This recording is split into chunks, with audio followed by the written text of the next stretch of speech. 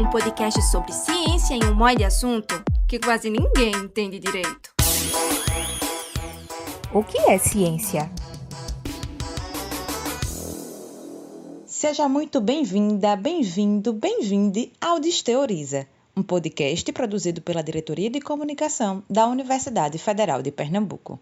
Eu sou Laís Ferreira, jornalista, e aqui no Desteoriza a gente vai conversar com pesquisadoras e pesquisadores da UFPE e com profissionais de diversas áreas sobre temas que são pesquisados nas universidades e que fazem parte do nosso dia a dia. Às vezes tem uns assuntos com palavras complicadas que podem dar um nó na cabeça, né? Aqui no Desteoriza, a gente vai te ajudar a entender esses temas, batendo papo sobre ciência, economia, política, cultura e um monte de assunto de um jeito descomplicado. E nesse primeiro episódio, a gente vai conversar sobre algo que tem teoria para explicar o surgimento do mundo. Estuda desde o átomo até os maiores fenômenos climáticos do planeta. Aliás, estuda galáxias, economia, comunicação, tecnologia e quase tudo que a gente tem ao nosso redor. Já sabe o que é? Eu estou falando da ciência. Seja na área de exatas, de biológicas, de humanas, a ciência está presente no nosso dia a dia de diversas maneiras, né? Seja dentro ou fora das universidades. Mas, afinal, o que é ciência? É sobre essa pergunta que a gente vai bater um papo hoje. E eu não estou sozinha na apresentação não, viu? Eu conto com a parceria de Rayane Rodrigues. Bem-vinda, Rayane. Oi, Laís. Oi, pessoal. Eu sou Rayane Rodrigues, sou estudante de jornalismo da UFPE e também faço parte da diretoria de comunicação. É um prazer estar com vocês hoje. Vai ser massa. Obrigada, Rayane. E para responder essa pergunta e bater esse papo com a gente sobre ciência, a gente tem duas entrevistadas aqui, muito legais. A primeira delas é Mariana Guinter. Bem-vinda, Mariana. Olá, Laís. É um prazer estar aqui com vocês hoje. Eu sou bióloga, sou professora da Universidade de Pernambuco e também sou doutoranda em comunicação na UFPE. Estuda divulgação científica, né, Mariana? Isso, e também faço um pouco de divulgação científica. Tento fazer um pouco de divulgação científica. Massa. A nossa outra entrevistada é Carol Leandro. Bem-vinda, Carol. Oi, Laís. Oi, Rayana, Mariana. Eu sou Carol Leandro, eu sou formada em Educação Física, mas toda a minha pesquisa, mestrado, doutorado, foi voltado para a nutrição. E eu sou professora da UFPE, do Centro Acadêmico de Vitória, e nesse momento ocupo o cargo de pró-reitora de pós-graduação. Já aproveito para agradecer muito a presença de vocês. Já sei que vai ser um papo muito rico e muito massa sobre o que é ciência. Laís, antes da gente começar a nossa conversa, eu quero convidar quem está nos ouvindo a nos seguir nas redes sociais.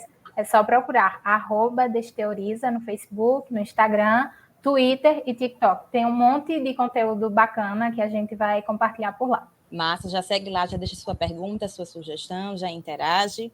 E para a gente começar essa conversa aqui, eu vou trazer uma pergunta que talvez seja a pergunta mais complexa dessa conversa toda, mas é também a mais importante.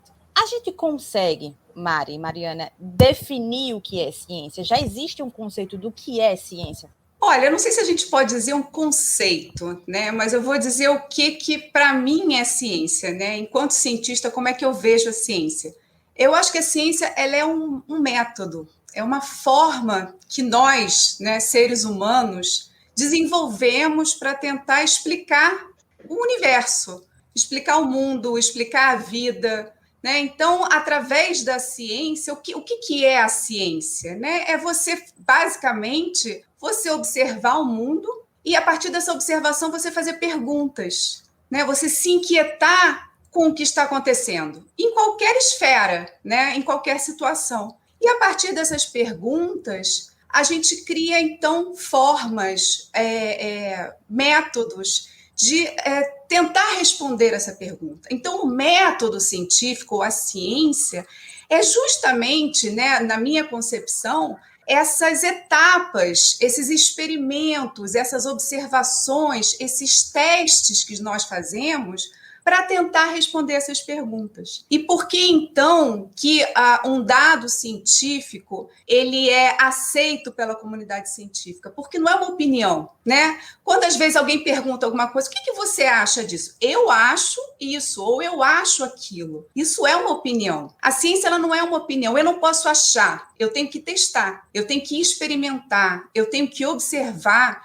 E isso diversas vezes, não só uma pessoa, mas várias, né? Então, essa pergunta feita por várias pessoas, por vários pesquisadores, e com tentativas as mais variadas de responder essa pergunta, quando você tem um consenso, né, que a gente chama uma resposta comum para aquela pergunta, então a gente aceita aquela resposta por hora como a resposta mais possível para aquela pergunta. E eu digo por hora porque essa resposta ela pode mudar, né? A ciência ela está em constante modificação. Então, o que a gente acredita nesse momento, e acredita não baseado em opinião, mas baseado em fatos, em testes, em experimentos, mais para frente pode ser contradito, né? E contradito como? Através de novos experimentos e de novos testes. Então, a ciência é algo que está em constante modificação, né? Então, a gente nunca vai ter uma resposta estática. Neste momento, é o que nós sabemos. Mais para frente, isso pode mudar. Então, basicamente, na minha concepção, a ciência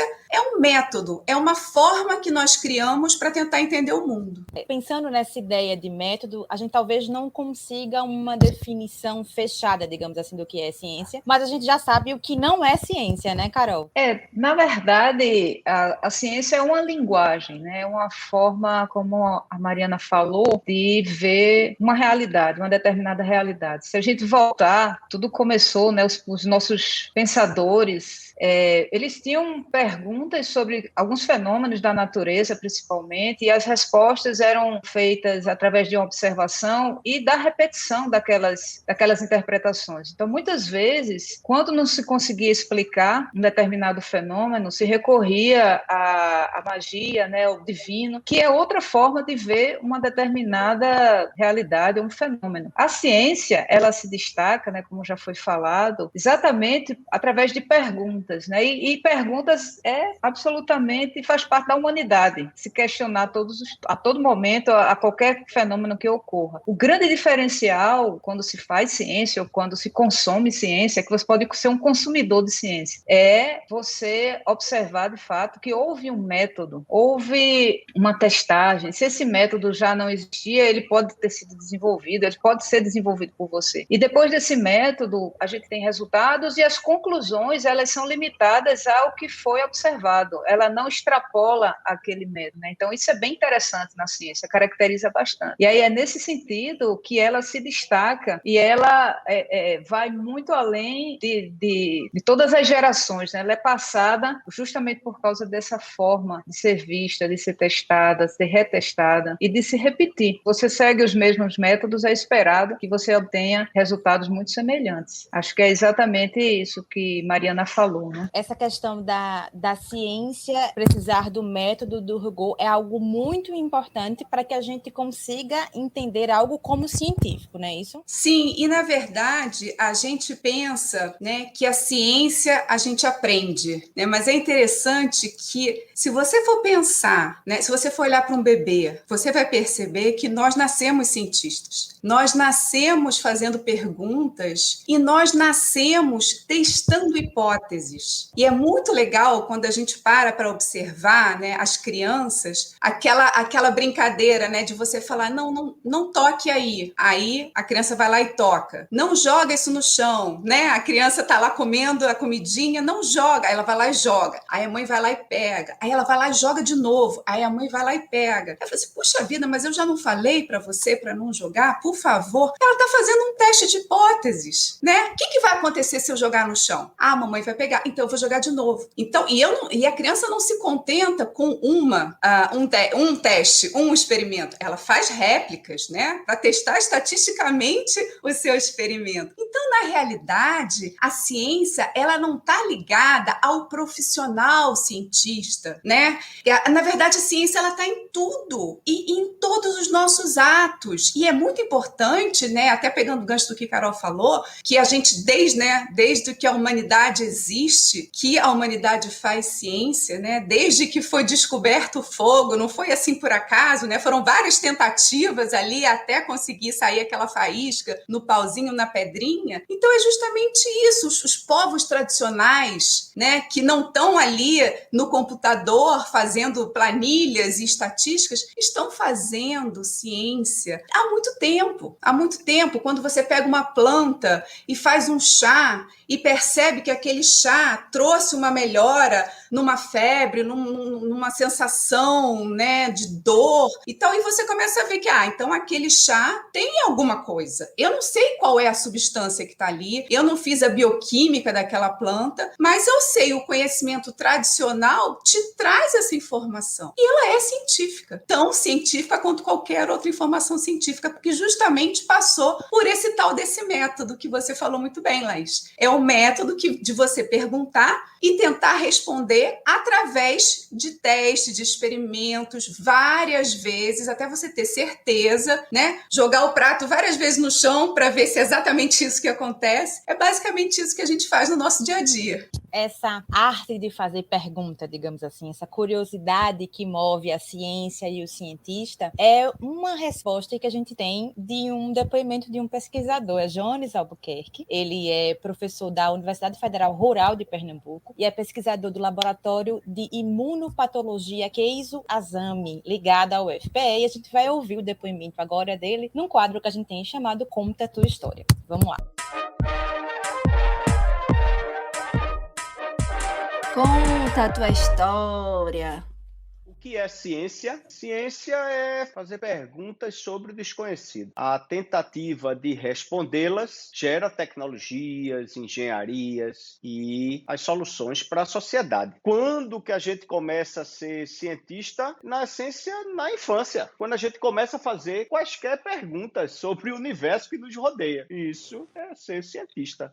Profissionalmente, eu comecei uma carreira em epidemiologia computacional ali em meados de 2006, na busca de tentar responder uma pergunta que era quão que esquistossomose estava espalhada no litoral de Pernambuco. E um grupo de cientistas envereda na região ali de Carne de Vaca, no litoral norte, eu era um deles, para tentar responder isso. Foi aí que começou minha trajetória epidemiológica. O que a gente normalmente faz? A gente tenta traduzir o universo num linguajar, uma linguagem, para descrever esses fenômenos. E essa linguagem tem uma densidade, obviamente, e demora para a gente ler. Eu comparo muito essa densidade à densidade de uma partitura de música. Quem não conhece partituras não consegue ler a música. E na matemática e na epidemiologia computacional é o mesmo. Existe aqui a partitura e a maioria das pessoas não consegue ver a música. O que a gente tenta fazer, como cientista? Traduzir a música da matemática em gráficos, símbolos, para que a população consiga entender minimamente o que está acontecendo.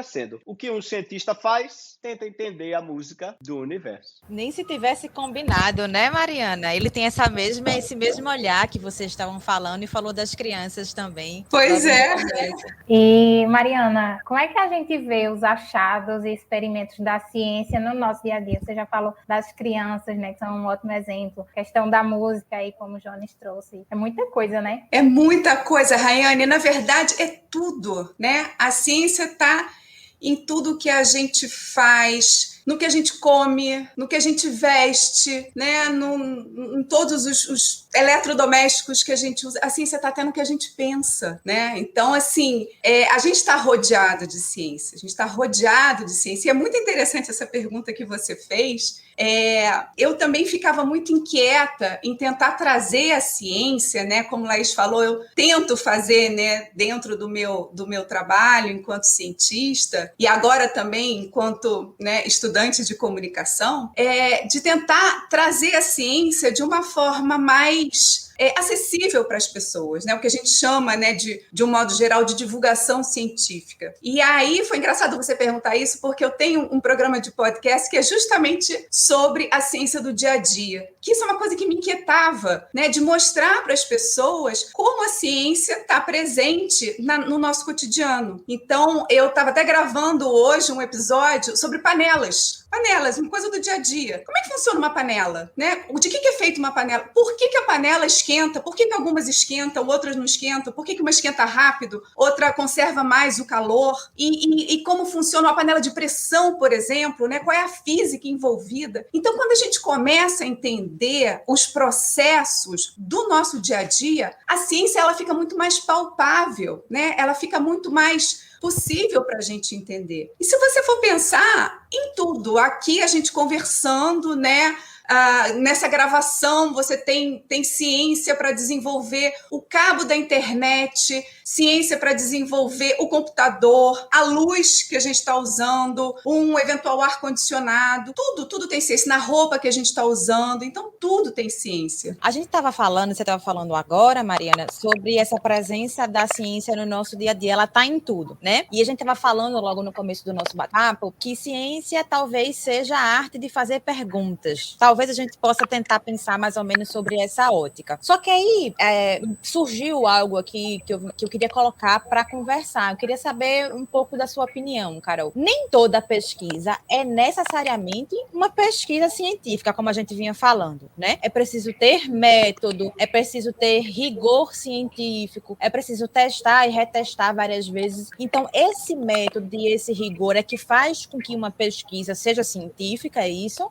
Assim, basicamente, é o que diferencia, né, uma pesquisa científica de, por exemplo, uma pesquisa de opinião, que ela pode ser feita também, né? Mas o que a gente tem muito cuidado é, primeiro, de ter uma regra em relação ao nosso erro, né? Quando se faz uma pergunta e se desenvolve um método, a probabilidade de errar é muito alta. E é interessante que na ciência o erro ele é tido como uma das etapas de você alcançar um determinado ponto da resposta para aquela pergunta inicial que você fez. Certo. Você coloca um nível aceitável desse erro, que é normalmente 5%. Então, aí você tem o que é o acaso, né? Aí vem o conceito do que um determinado fenômeno aconteceu por acaso, ou se esse erro ele é menor que 5%, ele muito provavelmente ele vai se repetir, tá? Então, isso também caracteriza as ciências que elas não são exatas ou da natureza, né? São ciências probabilísticas, ou seja, a gente trabalha com a probabilidade de estar certo em determinada conclusão. Esse tipo de ciência, né, quando a gente trabalha com a probabilidade, ela é extremamente importante, principalmente nas áreas de saúde, nas áreas de ciências biológicas, enquanto que nas áreas de exatas, de fato, se trabalha realmente não com a probabilidade, né? A pesquisa ela é feita, né, e as conclusões ela tem, até considerando todas aquelas condições, as conclusões elas se aproximam do que é exato. Então, até não significa necessariamente, por exemplo, que qualquer artigo que se intitule artigo científico seja, de fato, um artigo científico. Então, quando a gente vai até mesmo para fazer uma pesquisa, para utilizar como fonte de informação para outras pesquisas, porque quem faz pesquisa utiliza outras pesquisas como fonte de informação também, né? É preciso até se atentar ao método utilizado, ao rigor, que quando é científico, de fato, esse próprio método muitas vezes está descrito nesse trabalho, como que o pesquisador pensou, como é que ele escolheu o objeto, quais os testes que ele fez, como ele analisou, para que isso se torne algo de fato científico, né? E principalmente quem vai avaliar esse trabalho, né? Outra característica de um trabalho científico é a avaliação feita pelos pares. Então, quando se faz uma pesquisa, né, se trabalha o estado da arte, depois os objetivos, a hipótese, se define o método, se observa os resultados e se tira conclusões da discussão, esse artigo, normalmente, ele é publicizado, né? Existem revistas científicas e essas revistas têm corpo editorial, ou seja, pesquisadores vão analisar o que foi produzido pelaquela pessoa que decidiu fazer aquela pesquisa. E, nesse sentido, é interessante porque a avaliação dos pares também é algo que dá identidade à ciência de qualidade. Então, uma vez que esse artigo é submetido à avaliação dos pares, ele passa por um corpo editorial de uma revista séria e ele é publicado, aí, de fato, a gente consegue consegue ter, digamos, confiança naquilo que foi publicado pelaquele pesquisador. Por outro lado, existe também revistas que popularizam a ciência. Eu acho que isso é a parte mais interessante da ciência, é a gente permitir que a sociedade ela consuma aquilo que foi produzido de uma forma acessível. Como você falou no início, né? A linguagem, às vezes, afasta a sociedade dos institutos de pesquisa, das universidades, mas, nesse momento, principalmente de pandemia, a universidade se aproximou muito da sociedade e revendo, inclusive, a sua linguagem, sem deixar de lado o seu rigor metodológico. Isso que você falou, Laís, dos métodos, é muito interessante você ter pontuado isso e por que os artigos têm descrito essa metodologia, porque outros pesquisadores precisam ser capazes de repetir e testar, para saber se aquele resultado se mantém, né? Então, quando a gente faz uma pesquisa, a gente precisa descrever, quando a gente fala da sessão de metodologia, a gente precisa descrever como que a gente fez aquilo, para uma outra pessoa poder ler e tentar fazer novamente, e ver se vai realmente conseguir chegar à mesma conclusão. Porque um dado científico, como eu falei, ele é algo que foi feito várias vezes por várias pessoas e todos chegaram à conclusão semelhante. Então, a gente pode dizer que isso, de fato, é um dado científico. E essa questão dos artigos, né, dos artigos científicos, como a Carol colocou, existem várias, né, e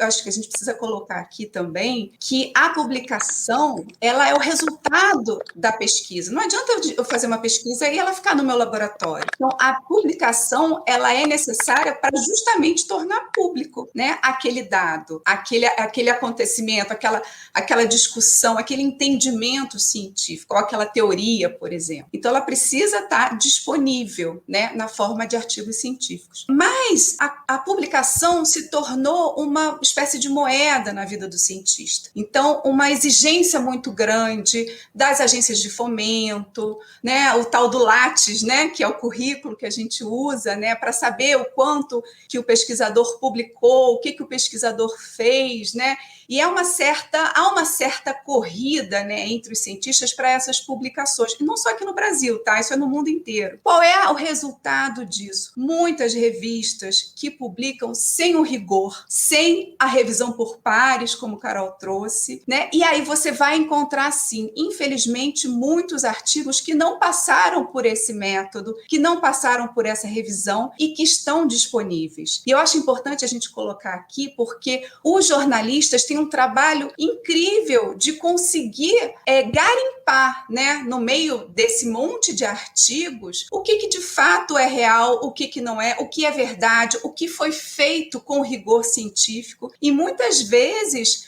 o artigo ele tem toda aquela cara de artigo científico, mas ela não passou pela revisão por pares. E quem não está no meio científico, é muito difícil você separar o joio do trigo. Então, essa pergunta que você fez é muito importante, Laís, porque hoje em dia é muito difícil da gente conseguir detectar as verdadeiras pesquisas feitas com rigor científico do resto. E aí, trazendo um pouco o gancho para o que Carol falou das revistas de divulgação, né? E não só as revistas de divulgação, mas as próprias notícias que a gente vê nos jornais, né? Notícias de ciências, é muito importante que essas notícias, elas tragam, obviamente, uma linguagem acessível, né, para o grande público, mas que ela traga a referência do artigo. Muitas vezes a gente vê uma notícia de jornal falando pesquisadores da universidade, tarará, descobriram isso. Cadê o artigo? Não é que a pessoa vai ler o artigo, mas tem que estar lá a prova de que aquela informação é real. Porque muitas vezes a gente vê uma notícia num jornal e a gente fica sem saber. Isso é real? Não é real? Qual é a fonte? Né? Então, isso é muito importante também para a gente conseguir fazer essa ponte, né, entre os cientistas e o público através dos jornalistas, que são essenciais para essa divulgação. Mari, e quando a gente fala em cientistas, em pesquisa, a gente não fala só das pessoas que estão ali no laboratório, né, desenvolvendo vacinas e tudo mais. A gente fala também das ciências humanas, né? Tantas possibilidades a gente tem. E aqui no Desteoriza a gente tem um quadro chamado Conta Tua História, e a gente vai trazer a Camila Galetti. Ela é socióloga, professora universitária e doutoranda em sociologia, e ela vai trazer justamente essa perspectiva da sociologia enquanto uma ciência que estuda as interações sociais. Vamos ouvir. Conta a tua história. Olá, eu me chamo Camila Galete, sou mestra e doutoranda em Sociologia pela Universidade de Brasília e venho rapidamente afirmar para vocês e discutir como que a sociologia é considerada uma ciência. Bom, a sociologia ela tem como finalidade compreender, analisar como que a sociedade se organiza, o papel das instituições sociais, como os indivíduos também se organizam via movimentos sociais, né? Como se dão as relações de poder e o impacto dessas entre homens, mulheres, a partir de recortes de gênero, classe, raça, etnia. Ou seja, a sociologia tem como finalidade compreender como se estabelecem essas interações sociais. Por isso que ela é considerada uma ciência, né? Uma ciência que entra no escopo das humanidades. E eu, na condição de pesquisadora, tenho feito ciência na tentativa de compreender o atual contexto político a partir da sociologia, mais especificamente no Brasil. E é um desafio, pois a sociologia também estuda o tempo presente, como se dão as relações atuais. E para que isso seja possível, foram pensadas em metodologias, métodos analíticos, para que fosse possível compreender e se estabelecer a sociologia na condição de ciência. E é bem isso, né? Porque a gente estava escutando o que Camila falou, e eu queria trazer aqui um pouco para a gente refletir, conversar também sobre essa ideia que a ciência vai muito além de ser feita por cientistas em um laboratório. Geralmente, quando a gente pensa na imagem de um cientista, no senso comum, vem muito a imagem de um homem com jaleco olhando um microscópio ou desenvolvendo uma vacina. Agora, durante a pandemia da Covid-19, que tem se falado muito em ciência, em trabalho científico, no rigor e na necessidade e na importância da ciência no nosso dia a dia, as imagens que ficam muito reforçadas é essa imagem desse cientista homem, muitas vezes, né? E, por exemplo, nós tivemos Camila falando enquanto pesquisadora, nós estamos conversando com vocês duas, são duas cientistas, duas pesquisadoras. Queria que a gente falasse um pouco também sobre essa ideia de desmistificar um pouco o cientista como o cientista homem do laboratório e a ciência estando presente em várias áreas, na própria sociologia, como Camila trouxe como exemplo, mas nas áreas de economia, na área de música, de arte, de dança, e outras áreas mais de humanas, dessa ideia da ciência sendo feita por mulheres. Queria ouvir vocês um pouco sobre isso. Então, achei muito legal esse depoimento da Camila, porque a gente, quando fala de ciência, a gente tem realmente essa ideia, né, das ciências exatas, ou das ciências da vida, né, as biológicas, aquela ciência de jaleco. E, na verdade, como a gente falou desde o início, né, desse nosso bate-papo, a ciência, ela é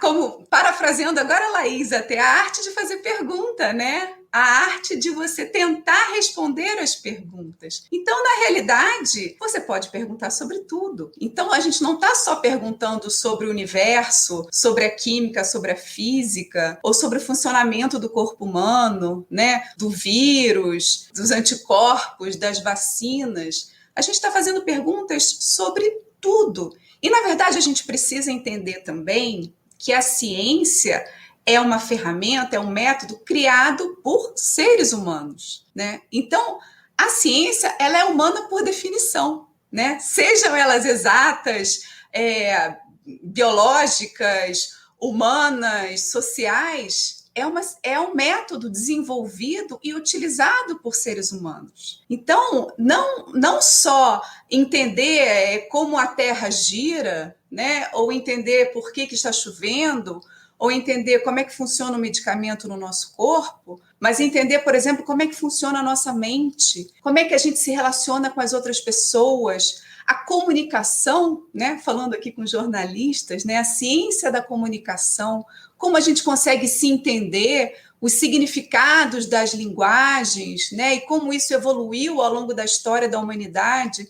Então, na verdade, tudo é campo da ciência. E a gente acaba tendo uma ideia de que a ciência está muito ligada à tecnologia, né? Então, a ciência, ela é algo que nos faz descobrir alguma coisa, desenvolver uma nova tecnologia, ou desenvolver um medicamento, ou desenvolver uma vacina, ou desenvolver um equipamento, né? A ciência nos leva até Marte, a ciência nos leva até o fundo dos oceanos, mas, na verdade, isso é uma consequência desse ato de perguntar e responder, né?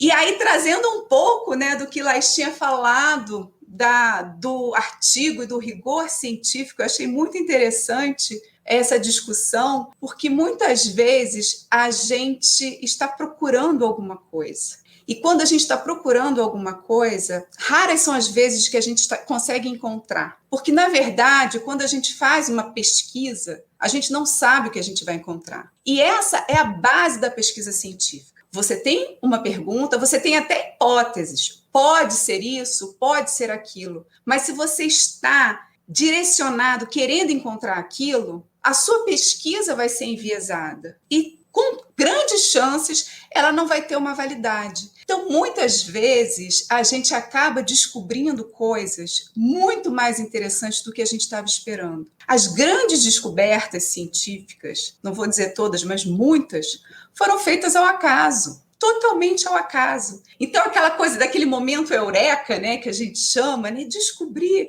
Não era aquilo muitas vezes que a gente está esperando. E quando a gente faz um experimento que dá errado, que a gente acha que deu errado, a gente vai dizer, eu errei, eu fiz uma coisa, eu não limpei direito a vidraria, eu não segui direito a receita do reagente. E não, na verdade, eu simplesmente não estava esperando aquilo. Então, é importante, quando a gente fala de ciência, em todas as áreas, não só nas ciências exatas ou nas ciências da vida, mas também nas ciências humanas, nas ciências sociais, que a gente também tem que estar com a mente aberta para o que a gente está pesquisando. A gente não pode estar direcionado, eu quero encontrar aquilo, porque senão grandes chances da gente não encontrar. Então, eu acho que isso que é o lindo da ciência, é o totalmente inesperado. A gente está falando sobre essa motivação, né, que a ciência tem, que o cientista tem que ter, que é perguntar, que é ser curioso. E eu queria que a gente falasse um pouco sobre essa importância da universidade,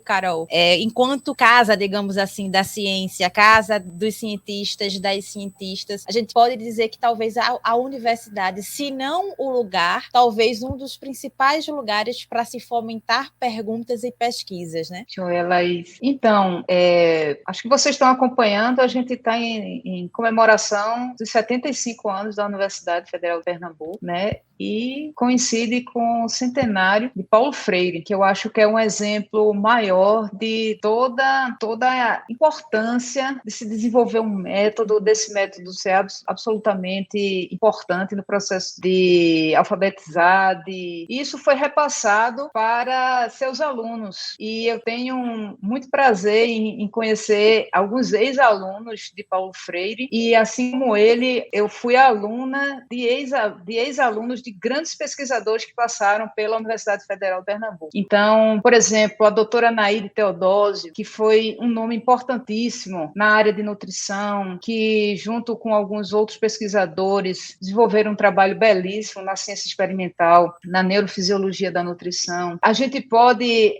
reconhecer o quanto que essas pessoas foram importantes nesse processo de perpetuar a ciência. E aí, justamente a pergunta que você fez traz a importância das universidades, né? O Brasil, ele tem como característica a realização de pesquisa na universidade. Em alguns países há institutos de pesquisa, centros de pesquisa na universidade pública, e principalmente nas federais, né, e nas estaduais, a gente desenvolve ciência. E isso é passado para os nossos alunos de graduação. Essa passagem, né, os alunos de graduação terem acesso, né, a ter aulas com pessoas que fazem pesquisa, isso influencia bastante, porque eles terminam se apaixonando.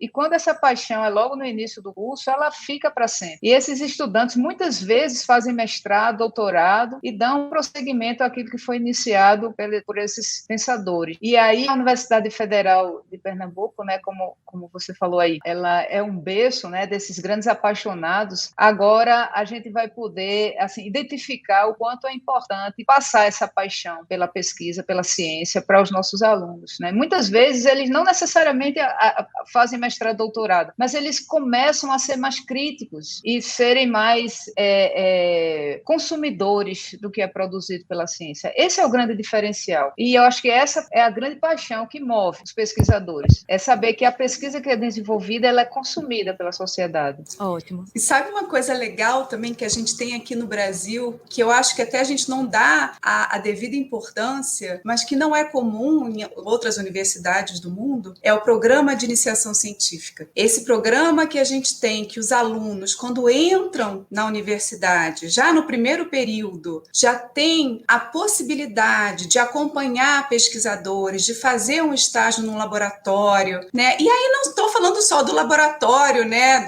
Da história do cientista de jaleco, não. De laboratório sensu lato, assim, laboratório como um espaço de experimentação, né? Porque às vezes quando a gente fala laboratório, a gente pensa aquele monte de vidrinho, né? O azulejo e tal. Não, o laboratório é um lugar em que a gente elabora, né? Um lugar que a gente trabalha, que a gente experimenta, que a gente faz perguntas e testes. E isso do aluno, desde o primeiro período, ter essa possibilidade é muito engrandecedor na formação. E hoje em dia a gente tem até para o ensino médio, que eu acho fantástico, né? Existem bolsas para alunos do ensino médio para, antes de ingressarem na universidade, já ter esse gostinho de fazer ciência. Então eu deixo até um recado aqui para os nossos ouvintes, os que são alunos ou que vão ingressar na universidade, façam iniciação científica. É um divisor de água na vida de todos nós. A gente está falando sobre esse papel da universidade no fazer ciência, e a gente tem um outro quadro aqui no Desteoriza que fala um pouco sobre isso, né, Rayane? Isso aí,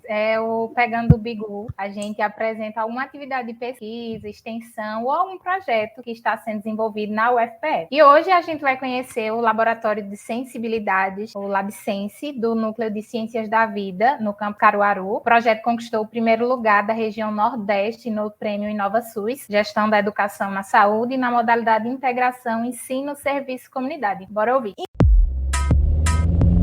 Pegando o Bigu, meu irmão. Olá, para quem está aí nos escutando. Eu sou Ana Maria Sobral, eu sou professora dentro de um espaço chamado Laboratório de Sensibilidades do Núcleo de Ciências da Vida do Centro Acadêmico do Agreste. E hoje eu queria falar um pouquinho sobre o que nós chamamos de LabSense, né, que é o apelido do Laboratório de Sensibilidade. O LabSense é um espaço estrutural que acompanha estudantes, né, nesse momento do curso de medicina, tentando trabalhar vivências, experiências, oficinas, a partir de mesas redondas também, de metodologias ativas, um conhecimento que não se resume àquele conhecimento racional que a gente se acostumou a estudar na escola. Então, no LabSense, os sentidos, né, as emoções, a capacidade de interagir, né, e de entender o conhecimento, entender e vivenciar o conhecimento de uma forma complexa é o nosso maior objetivo. A gente atualmente está finalizando um projeto de extensão chamado Sensíveis Perspectivas e vamos estrear um curta-metragem chamado Hoje Não Haverá Títulos, que é sobre a experiência da pandemia.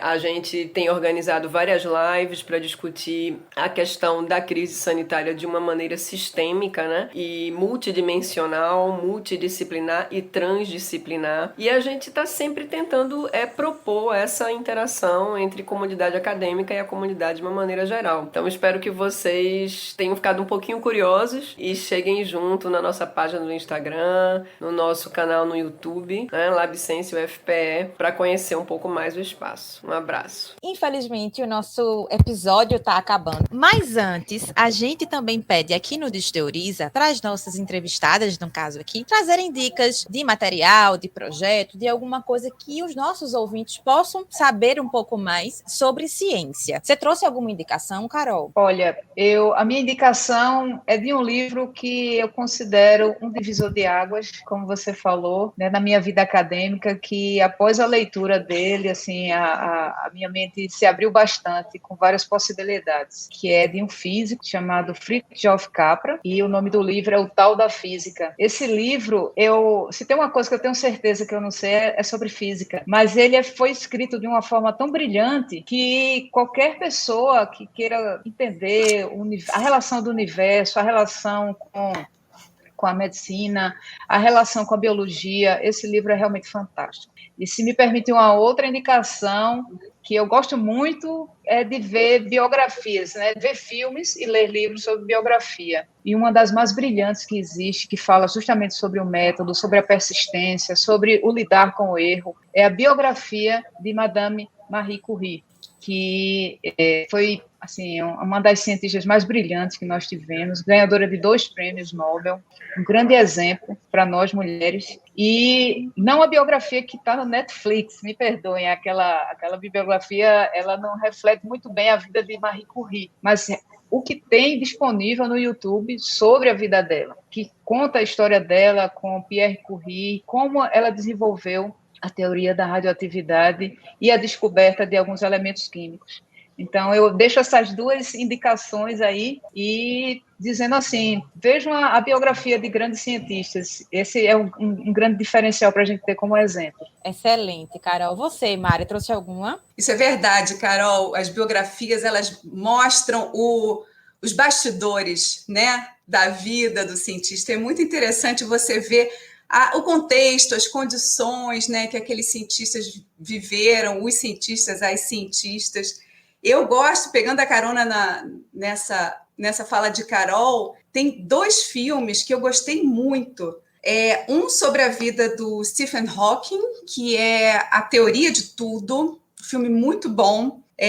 E o outro é a história do matemático John Nash, que é uma mente brilhante. Já é um filme mais antigo, mas ambos, né, já são bem antigos. Eu acho que podem ser encontrados até na Netflix, possivelmente, saíram no cinema. São filmes muito interessantes para justamente você ver a história por trás do cientista. E, assim, uma série que eu gosto muito, né, e aí que eu assisti quando era criança, que é um clássico, né, eu acho que muitas pessoas já ouviram falar, que é o Cosmos. Na verdade, era uma série de televisão feita pelo Carl Sagan lá nos anos 80, e que mais para frente, né, já em 2014, a gente teve um remake, que na verdade é uma continuação, pelo também físico e divulgador de ciência, né, o Neil deGrasse Tyson, que refilmou, na verdade, deu uma continuidade à ideia, né, dessa série. É uma série da National Geographic, eu não sei se ela está disponível nos canais, né, de streaming, mas eu acho que a gente consegue encontrar os episódios no YouTube, e eu acho que tem uma forma muito, né, como a Carol estava falando, a gente não entende física e acaba conseguindo entender. É uma forma muito gostosa de se entender, né? Não só a física, né, mas todos os grandes mistérios do universo. Então, eu deixo aí essas dicas para os nossos ouvintes. Mariana, logo no começo você falou de um podcast seu.